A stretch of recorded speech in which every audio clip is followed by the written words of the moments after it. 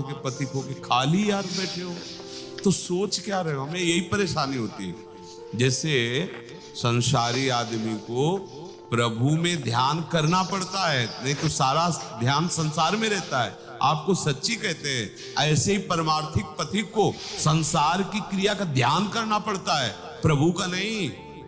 जैसे संसारिक आदमी के ध्यान में संसार बसा है, उसे प्रभु का ध्यान करना पड़ता है, ऐसे ही उपासक के हृदय में प्रभु बसे हैं। संसार कार्य के लिए उसे एकाग्रता बटोरनी पड़ती, प्रभु से एकाग्रता बटोर के तब वो क्रिया करे। कितनी परेशानी होती है उसको, जो सच्चिदानंद रस में मन लगाए फिर तुम्हारे लिए वो व्यवहार में उतरे। तो आप सब तो भगवत पार्षद हैं, आप संसारिक आदमी नहीं है। अब आप जीव नहीं है, ये गौरव रखो, ये अभिमान रखो। हम श्री श्यामाजू के बल अभिमानी, टेढ़े रहे मोहन रसिया सो। हम कोई साधारण जीव नहीं है, यहाँ दैन्यता की आवश्यकता नहीं। बात समझो, हम श्यामाजू के गर्व भरे, रसिक व्यास ते न डरे। हम उनके गर्व से भरे हुए। अस अभिमान जाई जन भोरे, मैं सेवक रघुपति पति मोरे। ये अभिमान भूलकर कभी ना छूटे। प्रिया प्रीतम हमारे स्वामी, हम उनके दास। आप साधारण नहीं हैं, आप भगवत पार्षद समझना पड़ेगा ना। अब अगर आप साधारण क्रिया करेंगे, साधारण चिंतन करेंगे, असाधारण मार्ग में, तो दुर्गति नहीं होगी। सोचो ना, भगवत पार्षद है, असाधारण पदवी है। ये कोई साधारण समझ रहे खिलवाड़ को तो संसारी जैसा जान, अपने को समझना है ना। आचार्य प्रदत्त उपासना, आचार्य प्रदत्त मंत्र, आचार्य प्रदत्त हमारी पूरी दिनचर्या। अब हमको अगर संसारिक चिंतन में सुख मिले, संसारिक क्रियाओं में सुख मिले, तब तो बहुत हानि की बात है। इतनी ऊंचाई का आश्रय लेकर ऐसे नीच चिंतन, अलम विषय वार्तया नरक कोटि भी वत्सया। तो अब अगर आपका मंत्र जपने का अभ्यास नहीं, तो करेंगे क्या? चिंतन क्या करें? अनुभोग लग रहा है। अब ऐसी स्थिति हो कि आपके आंखों के सामने भोग लग रहा है, प्रियालाल पार है, तो डूबे हुए उनमें नहीं है, तो मंत्राकार वृत्ति करते हुए भोग लगाओ, मंत्राकार वृत्ति करते हुए तिलक लगाओ, पत्रावली करो, पुष्प अर्पित करो। पर ये सब करते हुए भी माला से 11 माला करना ही है। वो अपना चाहे जिसकी जो सेवा हो उसको, अगर आपको लगता है कि हमारी इतनी सेवा है कि सोने से लेकर जगने तक हमको फुर्सत ही नहीं, तो आप निवेदन कर सकते हो, उस पर विचार किया जा सकता है। फिर उसमें दूसरा उपाय हम बताएंगे कि आपका नहीं चल रहा, तो लगता है हो कहाँ भैया, बाबा जी यार भगवान के मार्ग के पति, तुम हर समय हो कहाँ फिर? अरे ठाड़े बैठे परे उताना, कबीर का है हम राय ठिकाना। हमारा ठिकाना है श्री राधा जुग चरण निवास। अगर हम श्री जी के चिंतन में नहीं, भैया हमारा जीवन क्या है? भैया क्या जीवन है? बेकार का जीवन है। अगर हम अपनी लाडली जी के चिंतन में नहीं, उनके नाम के चिंतन में नहीं, तो फिर हमारा उद्देश्य क्या है? हमारा मार्ग क्या है? तो ये जो हम अध्यात्म मार्ग को सुनकर समझकर भी नहीं चलते, उसी का परिणाम मिलता है कि कभी कभी आपका मन शास्त्र विरुद्ध आचरण, शास्त्र विरुद्ध चेष्टाओं की तरफ उत्साहित हो जाता है। अगर आप, तो फिर आपका मन होगा ही नहीं। आप देख लेना, सच्ची कहते हैं, होगा ही।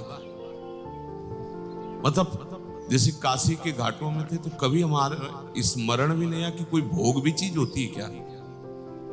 बस एक हाय हाय लगी थी, कैसे भगवत साक्षात्कार, कैसे भगवत साक्षात्कार। न भूख, न प्यास, न किसी के मान अपमान की, ये कहीं गुंजाइश नहीं थी। ये जो संसारिकता है ना, इसकी गुंजाइश नहीं थी। बचपन कोरा जीवन, पूर्व का भजन तो होगा ही, तभी तो बचपन से प्रेरणा मिली। और निकले तो एक ही लक्ष्य केवल था, भगवत प्राप्ति, और दूसरा तब कहीं गुंजाइश ही नहीं थी। अब बैठो चाहे खड़े रहो, चाहे उठो, चाहे बात करो, चाहे जैसे, वो पागलपन थोड़ी हट जाएगा जो चढ़ा है हमारे दिमाग में। पर अगर संसार का पागलपन चढ़ा है, तो हमको उतारना है पागलपन। संसार का चिंतन, संसार के भोगों का चिंतन, संसार की भोग क्रियाएं, यही तो पागलपन है। अब हम परमार्थ के पथिक होकर अगर ऐसी ढिलाई करते रहेंगे मन, तो फिर भाई तुम भी यही बोलने लगोगे कि 50 वर्ष से बाबा जी हैं, हाथ कुछ नहीं लगा। तो चले नहीं, चलनी में गैया दो, दोष दही को दे, भैया दूध ही नहीं टिक रहा तो क्या। पात्र देखो, आप पात्र बनो, रसदाता तो फिर ही दे रहे हैं, तो की कृपालु है। पात्र बनो, आप रस को धारण करने की योग्यता लाओ। श्री जी ने तो कृपा करके मार्ग दे दिया है। तो 11 माला, अब इसमें त्रुटि नहीं होनी चाहिए। देखो हम आज्ञा बहुत कम देते हैं क्योंकि आज्ञा देने लायक नहीं है, पर जब श्री जी कहते हैं तो उनकी बात हम आपको बता देते हैं। वो हमारी सबकी गुरु लाडली जो है, हम तो उनके एक छोटे से यंत्र मात्र हैं। तो यंत्रवत हम आपसे कह रहे हैं, पर आशा रखते हैं कि अगर आज्ञा उल्लंघन हुई तो फिर हमारा हृदय जलता है। खास तौर से जैसे अब ये आज्ञा ही हमारी नहीं, हमारे श्री जी की तरफ से, अब इसमें हुआ कि नहीं हमसे तो नहीं हो पा, फिर हमें भारी अरुचि पैदा होती है उससे कि तुम मतलब आज्ञा को कोई, तुम्हारी रुचि है, आज्ञा में रुचि देखी जाती है क्या? आज्ञा में रुचि होती है क्या? आज्ञा का पालन होता, सिर्फ पालन। रुचि या सहमति या अनुमति ये शब्द बहुत नीची धरा के वहां आज्ञा में नहीं होते। इसे आज्ञा कहते हैं, इसे सत्संग नहीं कहते। सत्संग में तो बोल रहे हैं वो आप पकड़ो ना पकड़ो आपकी रुचि, लेकिन आज्ञा में रुचि और रुचि का विषय नहीं है। ये जीवन है हमारा। अब सब कुछ छूट सकता है लेकिन 11 माला नहीं छूट सकते। जो आज्ञा हुई उस पर प्राणपन से। अच्छा, आज्ञा के छोड़ने के कई बहाने अंदर आते हैं, तो आप देख लो, बहानेबाजी नहीं होनी चाहिए। नहीं, आप बहाना हमारे सामने रखोगे तो हम राजी हो जाएंगे कि हमारे पास समय ही नहीं महाराज। तो आप देख लो, अगर ऐसा है तो हमने छूट दी है। तुम्हारी मंत्राकार वृत्ति होनी चाहिए, समय बर्बाद श्री जी के चिंतन के अलावा संसार करना हो ना पाए। बस आप देख लो, आप हमारे बात में हो, अलग नहीं, पर आप अपने साथ बेईमानी मत करना।